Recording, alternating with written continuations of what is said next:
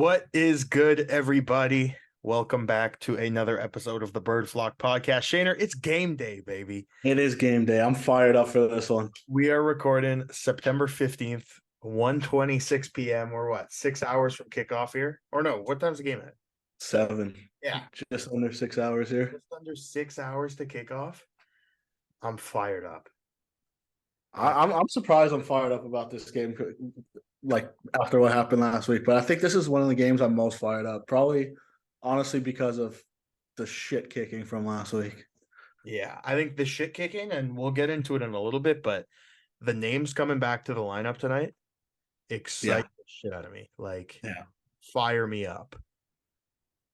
But yeah, so we met a few weeks ago, you and I. We said they're in their second toughest stretch of the year, or their second tough stretch of the year, where they play BC, Winnipeg, Toronto. We said go 500. You're laughing. Boys are 0-3 so far. Some good fights in there, with the exception of last week, maybe. Some decent fights. Yeah, decent. I think if you remember the BC game, I think sitting there watching it in the stadium, it felt for the first 3 quarters that was the Owls game, and then just fell apart in the fourth quarter. Yeah, and I mean, when we played Winnipeg, it felt for the first play of the game. When our boy Terrell Richards housed a pick six, it felt like it was the Owls game, and then that one just never got going at all. Even with DeQua's disgusting pick six in that game too, but felt like the boys never got going. Definitely did not get going last week at any point. Some bullshit throughout the way. I don't think. Well, the first point is Austin Mack. I think him getting kicked out of that game was absolutely ridiculous. Yeah, I mean, don't throw a punch, but also, I think it was Reggie Bagleton the week before threw a punch. No, it's like the day after. Oh yeah, the day after. Yeah, Yeah. right, the day after. Bagleton throws a punch. Doesn't get no. So I don't know. I found that I didn't like any of that, but it just set the tone for the rest of the game and what the rest of the game was, which was just flat. I think that's the best way to put it. It was just pure flat. I don't know if you had any other thoughts from the game last week, but it wasn't a fun watch. I mean, aside from Matt getting tossed, there was like 2 or 3 drives after he got tossed where there was like hope, because the offense was moving the ball and looked good. And I think that's in part that maybe Mac, couldn't be focused in and wasn't kind of there to bail out, so that the ball was spread out more often. But dude, I'm just starting to feel bad for the defense. Like they're on the field so much. Oh my. And these guys are getting tired, and that the amount of points that Toronto put up against them, you can't blame them. This late into the season, when you're on the field that much, man, it's the boys get tired. I'm obviously not blaming everything on the offense. It's not what I'm doing. But last game I will. You put up 10 points, you're gonna lose. But fair enough. But look, the defense, if anybody has anything to say to the defense, I'm going to go to war for the defense. So if you have something to say, I'm going to war for them, because that 38 points or whatever it was not against them. Well, it was against them, but it was not because of them. These boys need help. The special teams and defense are just kind of being left out to dry right now. And as an offensive head coach, I think you got to figure it out by this time, man. But like, you even look at the stats, like it just shows how many 3-and-outs the Owls had. Like Cody Fajardo, if these stats are correct, 21 for 24 for 236 yards and a touchdown. That sounds like a good game to me. Yeah. But then you look at the rushing game. Walter Fletcher, 5 carries for 10 yards. Run the damn ball, man. I'm tired of it. I'm tired of saying this every week. 2 carries for 6 yards. We had 16 yards rushing from our running backs on 7 attempts. Dude, we were coming in here, and that was like the unit we were so excited for, the 3-headed monster, and just week after week, it's not being used. No, at all. But speaking of the defense, looking at these stats, our fucking boy, Reggie Stubblefield, is having himself a fucking year. Yeah. like 12 tackles last week. To sit here and say that this guy didn't make the team out of camp and is now tonight going to be starting in a second position on the defense is insane. And honestly, I don't know what with all the rules that there is in the CFL, I don't know if he could be nominated for it. But that Rookie of the Year trophy, if he's able to be nominated, his name better be in that hat. I think so. I think it has to be. Like, there's some great rookies this year. Let's not mistake it, but what he's done and since he's been back, first of all, he's started every game since he's been back, and he's balling out. He like I said it a few weeks ago. He's like right now, outside of like Sean Lemon maybe, and like he's our most consistent defensive player, which is nuts for a rookie that got cut out of training camp. It's insane. Yeah. Yeah. In a completely new league, in a new country, in a new place. Yeah. And this guy missed the first 2 games, I think. Yep. And he's putting up crazy stats after he was not good enough to make this team out of camp. Not good enough to even get signed to the practice squad after camp. Crazy. Like, come on. Crazy. So I want to go through the Owls released, obviously, as they do every week. They release their depth chart. And we have a lot of big names coming back, and it'll tie into just our theme of the game and just our opinions on the game, all these guys coming back. So starting off with the O-line, we have from left to right, Nick Callender, Pio Lestage, Justin Lawrence, Christian Matt, and Jamar McGloster starting at right tackle, which I fucking love to see. He goes in there, Jamar, and he hasn't missed a beat. So I'm not against that at all. Receivers, we have Austin Mack, Mr. 1,000 yards, soon to be. Tyler Snead, which I love. Speaker is getting another start. Sibasu backing him up. Tyson, Chandler Worthy, Jake Hardy, and making his return. Massive lineup. This is huge. This might be the biggest injury return. Keon Julian Grant is back in the starting lineup. I think we expected Tyson Philpott to slide into that role because I don't know if they've played a game together yet this year. I don't think so. I don't think so, but we expected, okay, when Keon went out, okay, Tyson will come back, he'll slide into that role. But they're not the same player. They're both speedy receivers, but Keon just has that breakaway speed that's just like unmatched on the Owls roster, I would say. And having him back to complement Austin Mack and now Tyson Philpott is just this is what I'm most excited to see by a mile. Yeah, this offense gets back to being a little bit more dangerous, I think. Giving that second, that I think Austin Mack is kind of that big play guy that obviously they're going to force it to and when they need to, but Keon is more of a security blanket for I would say Cody, and he hasn't had that for the past 4, 5, 6 games, whatever it is that Keon's been out, but that's back now, and I think we're going to see a whole new dimension of this offense that we saw the first time that the Owls played the Argos, which was probably the game of their season right now, even though they lost that game. Yeah. So I wouldn't be surprised if Montreal is kind of sitting there neck and neck with Toronto. I think they're going to come out obviously pissed off. There's more big names coming back that you haven't named yet on the defense, which I'm extremely excited to watch come out and play tonight. Oh, yeah, absolutely. So an interesting one here, and I don't know if this is injury related or what it is. But we're not done on the offense. So obviously we have Cody starting at Q, backed up by Caleb Evans and Davis Alexander, and Walter Fletcher is getting the start this week. No Will Stanback, and then Jess Renantui will back him up. So first of all, thoughts and impact on Stanback not being in the lineup, and then for you, emotion of Fletch being back in there, starting. Dude, I'm fired up to see Fletch start. Honestly, I don't think Stanback not being there is really that big of a deal because I don't think Moss realizes that he's on the team anyways. Yeah. But like I get it that like the run game last week, I get it. You kind of had to pass the ball, but the game wasn't a blowout the whole time.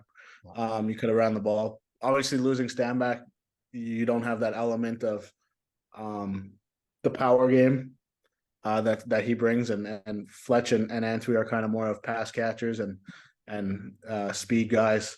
Yeah. But Fletch, man, last time he started or whatever, he put up like 130 yards total. Yeah, and then they were all receiving. Yeah. All I mean, he just brings that different element that Stanback doesn't. So if this is what you're coming into and saying that this is going to be a heavy passing game, like it kind of has been all year, I think Fletch is the guy that you have to use. And 100%. obviously, still upset that Stanback's not playing because when you have the best running back in the CFL, you want him on the field at all times. Yeah, 100%. 100%. Now, is Stanback hurt? Or I think it's been like all year he's been dealing with something at this point, but you know, yeah, might as well if he's gonna miss this one game just to be healthy for the rest of the year, it's a I'm sacrifice I'm willing to take at this point because the other games at this point are going to be more important than this one game against the Toronto. 100%. So then jumping over to the defensive side of the ball, this is the one where I'm not sure if it's injury related, but the penciled in depth chart right now has Lual Uguak starting over Sean Lemon at end, which I don't know. Is that did I miss that last week or I don't think so. I think that's more of just Like a start. Like it's more of he's on for the first play and then, Sure. Okay. And then obviously the dogs in the middle. I fucking love this duo. Mondo and Mustafa Johnson. I just love these dogs, man. Ugh. Backed up by Desjardins, and then JD at the other DN spot. And then these other positions is where we start getting some dogs back. Oh baby, I'm fired up for this list. What do we start with? Let's go DBs. So we have Cordell Rogers at DB starting as he has for most of the year at corner. I have no complaints with Cordell Rogers. Like we said, he's always around the ball and he's always making plays. And I, not to play spoiler here, but the rest of the DBs did not play 2 weeks ago. One played last week, and the rest of the DBs did not play 2 weeks ago. We get the entire fucking defensive backfield back. It's amazing. I have chills right now. I'm fired up for you to say these names. Starting at corner, you know him on Instagram as at Go Ruffin, Deontay Ruffin, back in the lineup. And then at slots, we have the reigning East Division All-Star, Wes Sutton. Oh, baby. And we have future Hall of Famer, very likely, Seontae Evans at the other slot. What a squad back there. And then at safety, Dequoy and Lindley. Lindley back in the lineup, just a fucking absolute menace on special teams. And then, like I said, Dequoy starting. And then the linebackers, this is where it gets absolutely nuts. So starting at Sam is the boy, Reggie Stubblefield. And then at Will, we have Bev back in his spot he started the year at, backed up by Bryce Notree, and then Alexandre Gagne behind him. And then we're into the middle linebackers here. Number 1 and number 2 on our depth, our jersey numbers. So fire. So third string, and again, another special teams demon, Sheng Yao. He's there. Starting at middle linebacker, Avery Williams. He's back. He's back. Fire me up.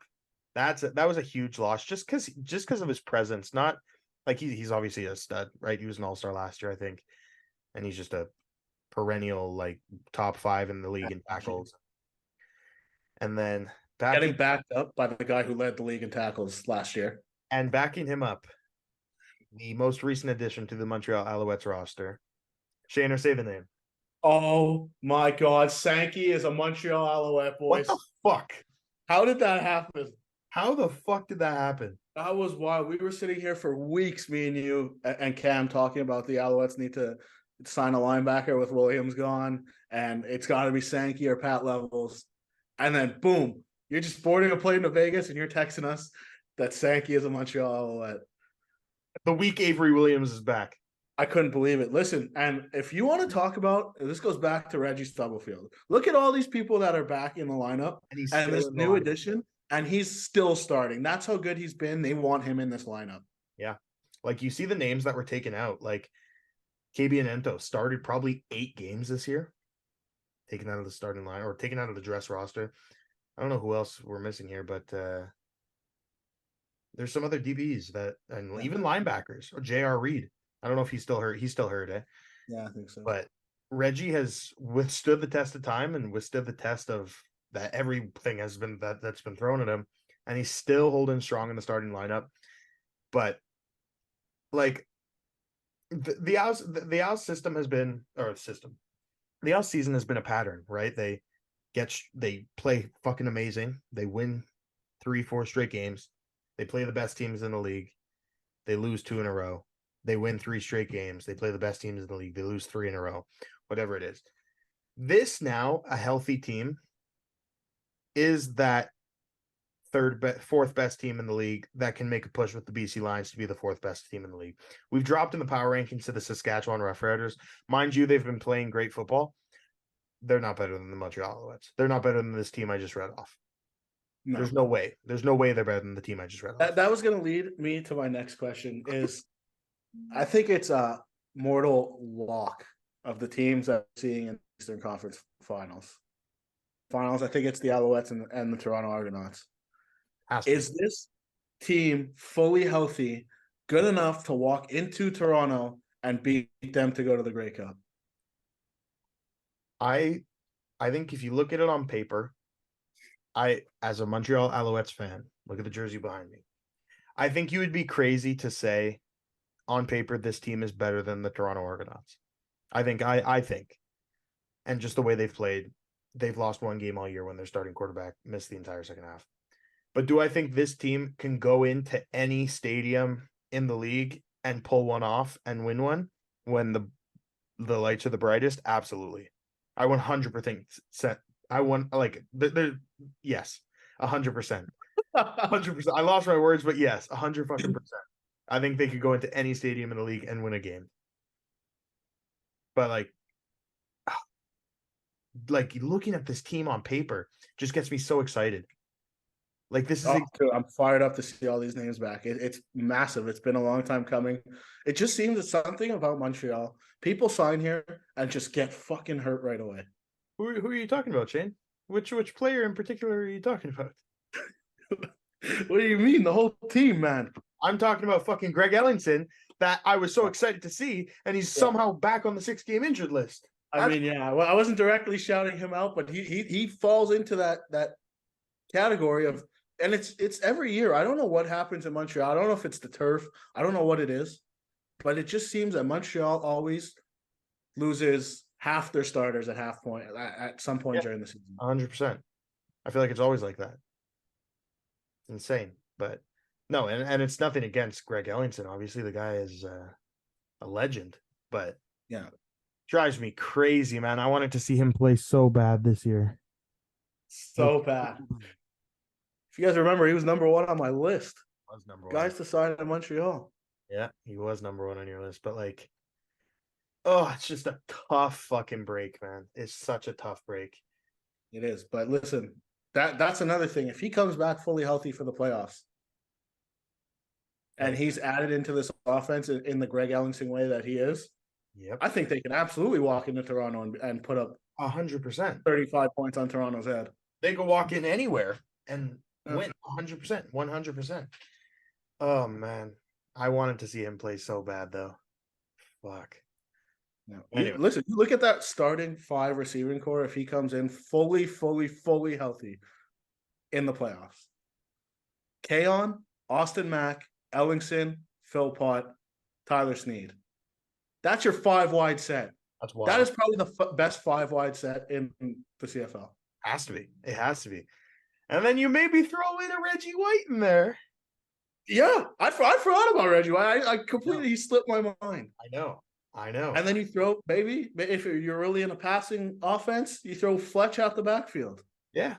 And you have fucking Courtney Davis backing them up. Yeah. Like, what's going on here? I know. It's nuts. It makes me really excited.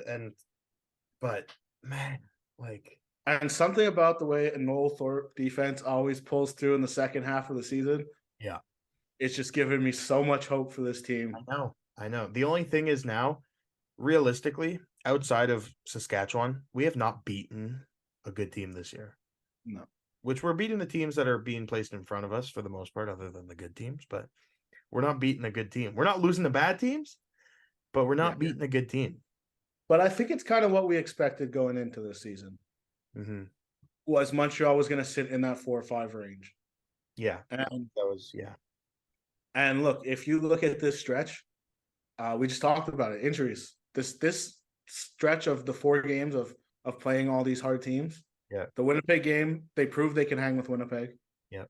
They proved they can hang with BC, and that was with half their DB core being backups. Yeah. So what could they do with the starters? I know. I think there's a lot of hope coming into the back half of the season right now. I think a lot of it gets proved tonight. Like it has to. Like if the Owls don't need to win this game for me to leave and say, okay, they could make a run in the playoffs, or okay, they can make it to the Grey Cup. But they got to show me something. Like they have to show some fight. If they do what they did in week 5 or whatever it was when they played Toronto the first time, we can exactly what I was going to say. These guys any day of the week. Exactly what I was just about to say. I think they lost that game like 35-28 or something. Yeah. If you go toe-to-toe with Toronto and you lose in the final 3 minutes like they did last time, I'm fine with that. You know, obviously upset that they didn't win, but I'm fine with them proving that they could, you know, go toe-to-toe with 100%. The best team in the CFL who has lost 1 game when their starting quarterback wasn't playing. 100%. 100%. And it's the type of thing the Owls would do to where they could sneak in the playoffs and get it done in the playoffs. I'm not putting it past them. Like even last year, we saw the Owls got hot at the right time. And I don't think the Owls roster is half as good last year as they are this year. No. I think we got a lot better this year. Yeah, they definitely got better, and I think they're slowly starting to buy in to what's going on. And if the offense over the next, I don't know, what do they have, 7 games left or whatever. After this game, we take away this game, I think they have 6 left, 5 or 6 against teams that are lower than them. There's a chance that Montreal is going to have 2 games or a game at least to rest their starters completely. Yeah. Which gives them time to get healthy and get their bodies right before they have to come out and go through that like daunting path in the playoffs, which is going to help them. Because even if we don't get a bye, like we're in a position now where if we come close to winning out or at least win the next 4 games, weeks, whatever, 17, 18 and 19 or 17 and 18, they won't matter. So even if you don't get the bye, that's when your rest comes in and you can actually rest these guys. Like it's also giving your backups more playing time that if a guy does go down in the playoffs. Also that. You know? Also obviously you never want to see Cody go down, but those 2 weeks that he did go down gave Caleb Evans the snaps that he possibly needed in this offense. Yep. Hopefully nothing happens, but if he does need to later in the season. Yeah, no, exactly. 100%. Man, I'm fired up for tonight. Holy shit. I can't wait, man. Oh. Fuck. Anyway. Let's get into this week. Let's talk this game a little bit more. We won't keep you listeners too much longer, but I just want to know, Shayne, from you, what is your key to the game this week? What has to get done for the Montreal Alouettes to win today against Toronto? What has to get done, non-negotiable? Kill the clock. Really? Long drives. They can't be doing what we did last week where it was we have one drive of like 10 plays and then the next 3 are 3 and outs or we get 1 first down and then it's done. It's got to be 6, 7, 8, 9, 10 play drives consistently. And even if that drive ends in a field goal or you end off punting or whatever, taking the time off the clock keeps the ball out of Chad Kelly's hands, keeps the defense not on the field for the majority of the game as they have been lately. Yep. So 6, 7, 8, 9, 10 play drives are what Montreal needs to do to win this game and to keep it close, I think. I love it. Mine's going to kind of tie into yours because when you run the ball, you kill the clock. I think you have to get the run game going. I know you don't have Stanback in there, but Antwi and Fletcher are more than capable out of the backfield. I know they're like receiving backs typically, but they're more than capable running the ball out of the backfield. And I think you can't, even though it's the CFL, I think it's personally unacceptable to have a game where your running backs have 7 touches out of the backfield. And I wish that was the first time it happened this year. Yeah, also that, but I don't think it's not a winning formula. So I think you have to get your backs involved out of the backfield, and like it's football 101. I've said this a lot, but you run the ball, it makes your pass game so much easier. It sets up your pass game. They have to respect that you're running the ball. They have to play. Like, people don't understand for football, if a linebacker just has to play an extra yard up just to anticipate the run or play the run, that's a huge advantage. That's an extra yard of separation that a receiver can potentially get, which in the CFL is all you need to score a touchdown. Or in football in general, that's all you need. You need a yard, right? Especially in an offense that has guys that run under routes almost every play, and Tyler Snead, Tyson Philpott, or Keon Julian Grant.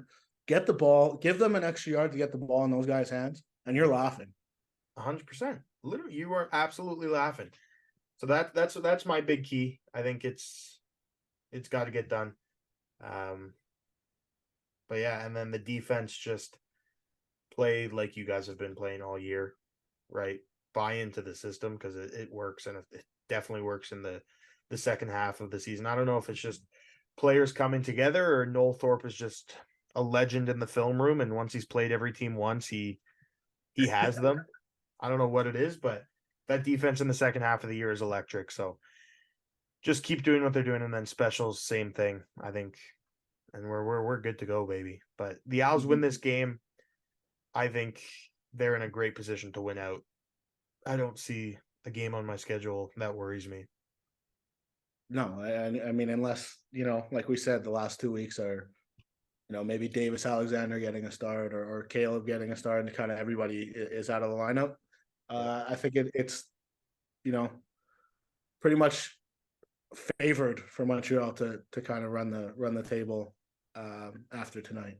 Yeah, 100%. Well, we hope to see a lot of you guys here at Percival Molson. The boys will be there cheering on your Alouettes. And we'll be back early next week, so you'll probably have 2 episodes in a few days here. We'll recap that win against Toronto, and we'll preview our game next week. But Shayne, are any last words here before we head off?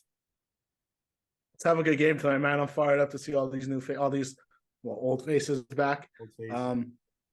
Let's prove kind of what they can prove and show that they're not just a team that's going to roll over after a terrible loss like last week. Let's do it.